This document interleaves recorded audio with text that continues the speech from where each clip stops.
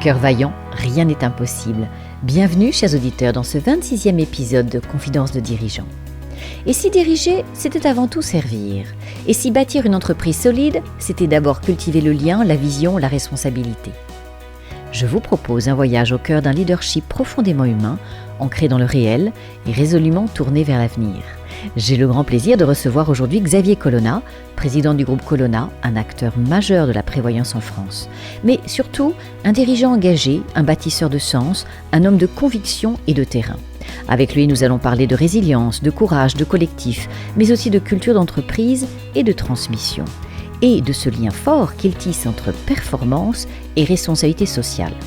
Nous parlerons également de l'ADIS, l'Agora du dialogue social, et de sa vision d'un monde plus juste, plus solidaire, plus engagé.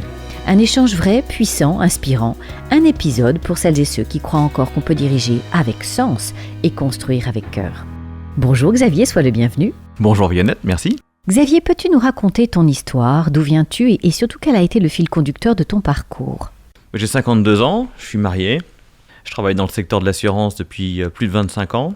Et c'est un secteur auquel j'étais pas du tout prédestiné. J'ai fait une école de commerce, après j'ai fait mon service militaire, j'ai fait les fusiliers commandos. Je trouvais très important de donner un an de sa vie à son pays. Et je trouvais que pour la dimension sociétale et la cohésion humaine de notre nation, c'était quelque chose d'important et que je regrette d'ailleurs aujourd'hui. Le service n'existe plus et je pense que ça reflète ou c'est la cause de beaucoup de maux que traverse notre société. J'ai fini mon école de commerce, j'ai fait mon service militaire.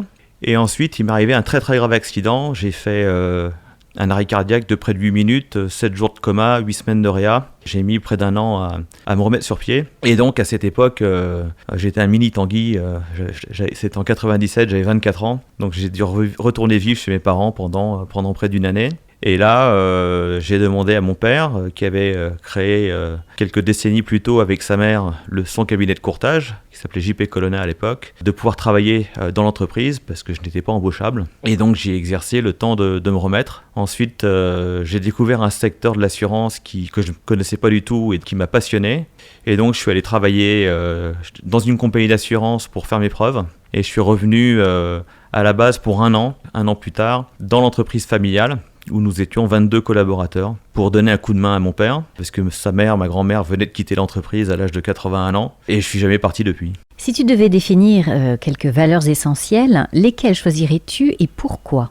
Je dirais que la première, c'est le travail. Pour moi, est une valeur, parce qu'on n'arrive nulle part sans travail. Il a fallu beaucoup travailler, moi-même, les collaborateurs, pour amener le groupe là où il est aujourd'hui. Je dirais après, c'est deux valeurs qui sont pour moi indissociables. C'est la confiance et la transparence, parce que l'un conditionne l'autre. Un parallélisme de valeurs qui doit absolument perdurer et se développer ensemble. Et je dirais le dernier, c'est l'audace. Parce que l'entrepreneuriat, c'est l'audace. C'est surtout d'un côté oser des paris ou des entreprises qui paraissent impossibles. Et de l'autre également, c'est de se relever quand elles ne réussissent pas, puisque l'entrepreneuriat, c'est d'abord la résilience à l'échec. Avant de parler du parcours entrepreneurial et du développement du groupe Colonna, il y a un point qui est très important et j'attire toujours maintenant l'attention, et je le fais depuis des années, sur la santé des dirigeants, puisque la santé peut avoir un vrai impact sur le discernement, la vision du dirigeant. Pour toi, comment fais-tu pour te ressourcer dans un quotidien professionnel exigeant ? As-tu des rituels, des lieux, des pratiques qui t'aident à garder cet équilibre si précieux ? Alors déjà, j'ai un pilier fondamental qui est mon épouse. On s'est rencontrés dans le travail il y a près de 25 ans et elle m'a accompagné et soutenu dans tout ce que je voulais faire. Et elle m'a parfois encouragé pendant des moments où moi je pensais ne pas pouvoir y arriver. Et elle, par contre, elle n'a jamais douté. Donc ça, c'est un point essentiel. Et l'autre, donc ça je dirais que c'est pour la plénitude, c'est ce qu'elle m'apporte. Et ensuite, j'ai besoin d'action, j'ai besoin d'adrénaline. Et donc, pour moi, c'est la nature et principalement la montagne, parce que je fais du snowboard extrême depuis plus de 30 ans. Et là, j'ai un rituel où tous les hivers, je retrouve les mêmes partenaires de glisse, justement, en qui on a confiance, en qui j'ai confiance et qui ont confiance en moi. Et cela, pour moi, c'est une soupape indissociable de ma vie. Et le troisième, c'est le pilier professionnel où c'est trouver du sens au quotidien, mais surtout la perspective de sens dans ce que je fais et dans ce que j'emmène et dans les aventures où mes collaborateurs me suivent. Xavier, est-ce que dans le cadre de Colonna, tu as prévu pour ton comité de direction de prendre soin justement de la santé des dirigeants ? La santé des dirigeants, oui. Je les encourage déjà entre eux. Parce que j'ai eu la chance d'embaucher un directeur général il y a plus de 2 ans, qui est un garçon extraordinaire, qui s'appelle Stéphane Mirsic. Je les encourage à passer du temps ensemble en dehors du bureau et passer du temps ensemble qui soit ludique. Je les encourage également à prendre soin de leur santé. Mais chez Colonna, je tiens à ce qu'on ne s'occupe pas que de la santé mentale des dirigeants, mais de l'ensemble des collaborateurs. Donc il y a des sujets que l'on traite sur le fond en permanence où l'ensemble des collaborateurs ont accès 24 heures sur 24 à des lignes de soutien psychologique s'ils le souhaitent. On donne du sens également à ce que l'on fait en s'occupant de la santé des collaborateurs, en faisant des séances de sport, en organisant des séances de coaching. Et également, et ça j'y tiens beaucoup, je trouve que la convivialité, c'est la meilleure manière de s'occuper de sa santé mentale, parce que l'être humain a besoin de social, de sociable, d'être sociabilisé en permanence, et il a besoin, surtout on l'a vécu à l'issue du confinement, où j'ai beaucoup de collaborateurs qui m'avaient avoué l'avoir extrêmement mal vécu. J'en ai une anecdote qui me revient en particulier, une collaboratrice qui me disait qu'à la fin du confinement, elle avait le sentiment et l'impression que ses murs se mettaient à l'écraser dans son appartement. Et donc sortir, passer du temps ensemble. Pas plus tard que la semaine dernière, j'ai organisé un escape game et c'était un moment extraordinaire. On a passé toute une journée ensemble à échanger sur nos visions du développement du monde des affaires. Mais le soir, on est allé faire 2h30, 3 heures d'escape game et ensuite on a fait un dîner. Bon, et c'est parti jusqu'à 1h30 du matin. Et tout le monde était là, bon pied, bon oeil, le lendemain matin. Tout le monde avait le sourire et comme on dit chez nous, tout le monde avait la banane. Quelles ont été pour toi les grandes étapes, les virages importants dans le développement du groupe, puisque tu l'as repris ce groupe en fait? Le virage essentiel, ça a été les rencontres que j'ai faites lors de mon parcours. Bon, j'ai rencontré mon père bien évidemment comme dirigeant d'entreprise et après l'émancipation s'est faite beaucoup grâce à mes clients et grâce à certains partenaires ou amis. Je vais en citer une qui a été très importante pour moi parce que je pense que c'est l'une des femmes les plus brillantes avec lesquelles j'ai eu l'occasion de travailler, qui était Cathy Kopp. Ce qu'elle m'a apporté, c'est l'exigence et également, elle m'a montré ce qu'était la politique et la stratégie sociale d'entreprise et comment elle devait s'inscrire dans une stratégie bien plus globale, qu'elle soit financière, entrepreneuriale ou de marché. Et donc, ce sont des personnes comme ça, au niveau des clients, qui m'ont vraiment aidé à progresser. D'autres, comme John Dumonceau, qui était le patron de tous les titres restaurants, lui m'a montré l'importance du terrain, d'être proche de ses clients, d'être à l'écoute. Il y a une succession de virages, je pense qu'on ne se construit pas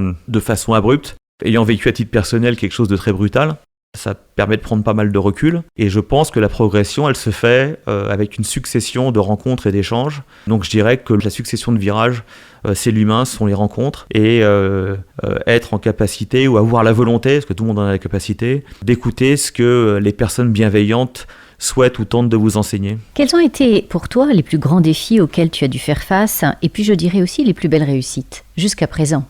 Les plus grands défis, ça a été d'une part de prendre la succession d'un personnage qui était mon père et ensuite de mener l'entreprise qui avait vécu pendant près de 30 ans à une taille de 25-30 personnes et de la mener à près de 400 collaborateurs d'une part et surtout d'amorcer des virages successifs ou passer des paliers successifs pour que l'entreprise se développe en permanence pour être à la pointe du service à ses clients. Et nous, on a 2 niveaux de service. On a un niveau de service B2B, aux entreprises, mais également B2C. On s'occupe de leurs salariés et leurs ayants droit, donc c'est vraiment un si majuscule d'ailleurs, dans le cas de figure. Et la fidélité de nombreux de nos clients, ça a été une des plus grandes réussites, parce qu'à chaque fois, on a réussi à accompagner leurs exigences et surtout à les anticiper. Donc je dirais, une des grandes réussites, c'est celle-là. Et la plus grande, c'est d'avoir prouvé qu'on était très résistant, très résilient, puisqu'on a passé un moment difficile ces 2 dernières années. Mais on en est sorti.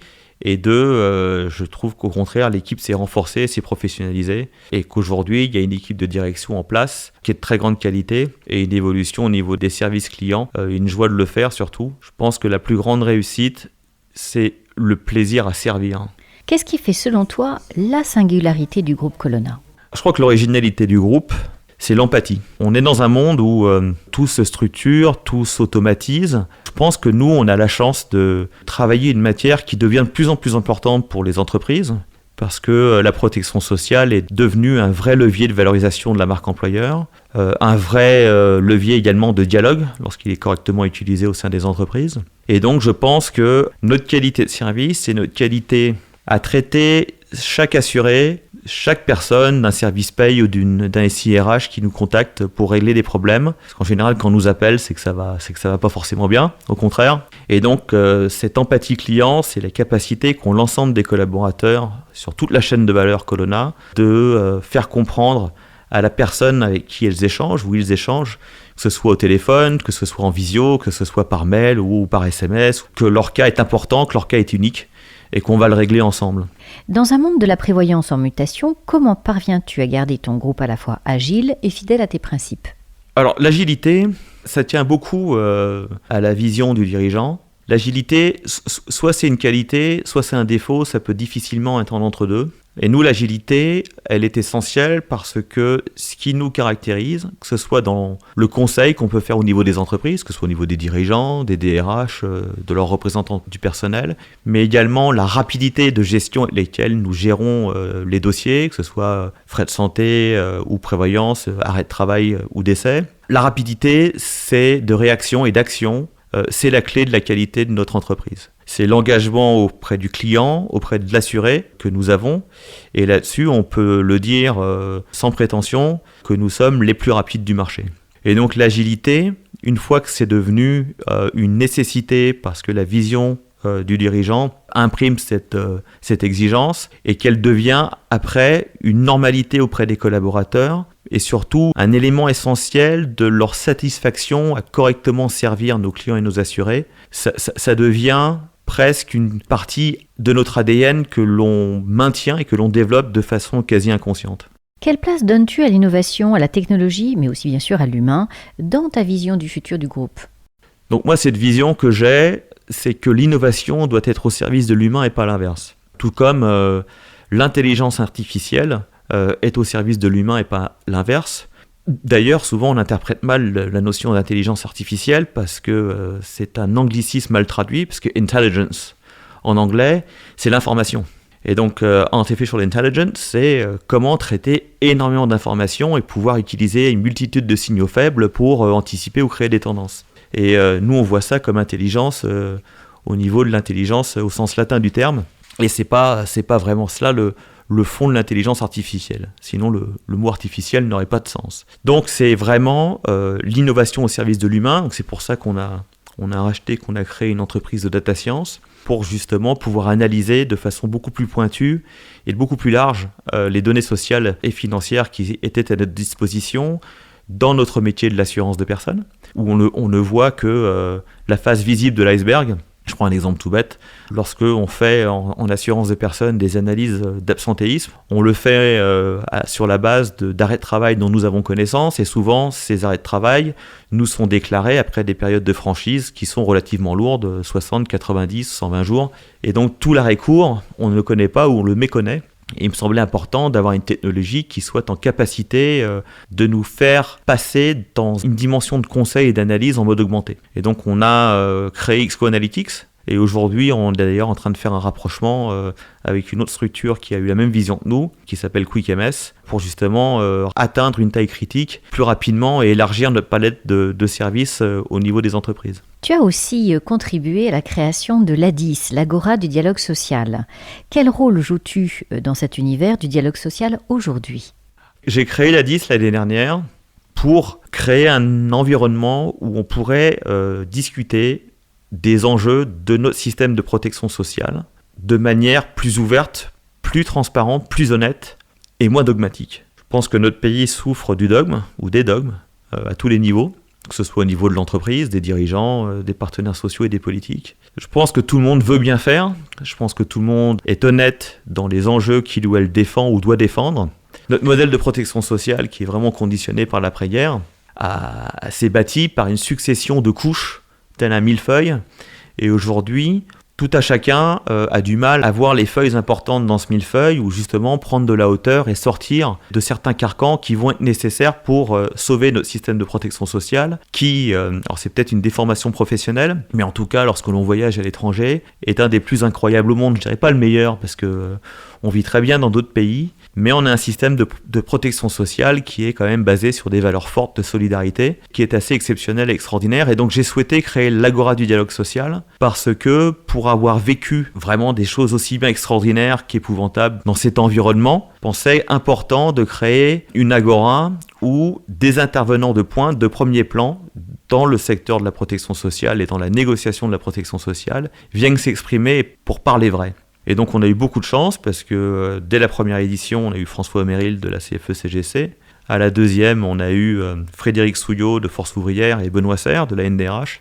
Et là, la prochaine, sont Franck Morel, un avocat et ancien directeur de cabinet de Premier ministre et de ministre, et Cyril Chabagnier de la CFTC, qui viennent parler des enjeux essentiels de notre protection sociale. Et là, on commence à rentrer dans ce que doit être l'ADN, je pense, de l'ADIS, qui est ce que le travail est la solution. Et je pense qu'on connaît tous la réponse, mais après, c'est comment travailler, comment mieux répartir la richesse. J'ai créé un conseil d'administration de l'ADIS, parce que je voulais surtout pas le faire seul, et je voulais surtout m'entourer de compétences, et puis de personnes qui ont une vraie dynamique et dimension sociétale. Loïc Tribolas-Pierre du CEPS, mais surtout des sommités comme Franck Morel, que j'ai déjà cité, ou Benoît Serre, et encore Olivier Peraldi, qui est un écrivain et quelqu'un de très impliqué dans la négociation sociale. D'après toi, que manque-t-il encore pour faire du dialogue social un véritable levier de transformation collective ? De la volonté et du courage. Je pense que ce qui est vraiment fascinant lorsqu'on discute avec toutes les parties prenantes, et elles sont nombreuses en France sur ce sujet-là, en fait, on est d'accord sur énormément de points. Que ce soit un dirigeant d'entreprise, un représentant du personnel ou un salarié. Ce qui nous bloque, c'est que très rapidement, on sort du pragmatisme et du cadre performant que crée le dialogue social dans l'entreprise et pour l'entreprise. Je vais énumérer ce que disait quelqu'un lors de l'intervention à l'ADIS. Je pense qu'il faut laisser la négociation sociale aux représentants de l'entreprise et des salariés, et que le politique reprenne sa place. Le rôle du politique, pour moi, c'est vraiment de s'occuper et de réussir dans le régalien et de définir un cadre pour le reste. On a de nombreux exemples où ce système fonctionne. On voit la retraite par répartition, par exemple, quelque chose qui a beaucoup évolué avec le rapprochement de l'ARCO et de l'AGIRC. Et je pense que ça serait vrai pour la protection sociale, que ce soit l'arrêt de travail ou la santé ou d'autres, ou les piliers nécessaires pour les systèmes de retraite, et que le politique définisse le cadre et laisse le système de l'entreprise et ceux qui connaissent bien les besoins et le monde de l'entreprise faire leur travail. Mais aujourd'hui, on voit que depuis le Covid, les salariés sont redevenus la valeur ajoutée la plus importante de l'entreprise. Que j'appelle moi le capital humain. Oui. La vraie richesse. Et que les entreprises, avec les difficultés de recrutement auxquelles nous sommes toutes et tous confrontés, quel que soit notre secteur d'activité, je pense que nous avons les meilleures années devant nous pour que le dialogue social soit le plus performant et le plus bénéfique à l'ensemble de l'écosystème de l'entreprise et de ceux qui en profitent. En tant que dirigeant, quel sens donnes-tu, toi, à ton rôle dans la société ? J'essaie, en tant que dirigeant et en tant qu'individu, j'essaie d'être exemplaire. Je ne demande jamais à quelqu'un d'avoir un niveau d'exigence ou d'avoir une quelconque application que je ne saurais m'appliquer à moi-même. J'essaie simplement d'être honnête. Honnête envers moi-même, honnête envers les autres. Quelle empreinte aimerais-tu laisser au-delà des résultats et de tous ces projets ? Dans les quelques années à venir, j'aimerais que le positionnement de Colonna, ce soit pas d'être le plus gros. En fait, la course à la taille, c'est pas ce qui m'anime. Je veux pas que Colonna soit reconnu pour être le plus grand ou le plus gros, juste qu'on soit les meilleurs. Ça, c'est une première marque que j'aimerais laisser au niveau de l'entreprise, et que ce niveau de performance, il soit une fierté pour les collaborateurs, pour les salariés, pour les équipes dirigeantes de l'entreprise, du groupe, et pour nos clients et nos assurés.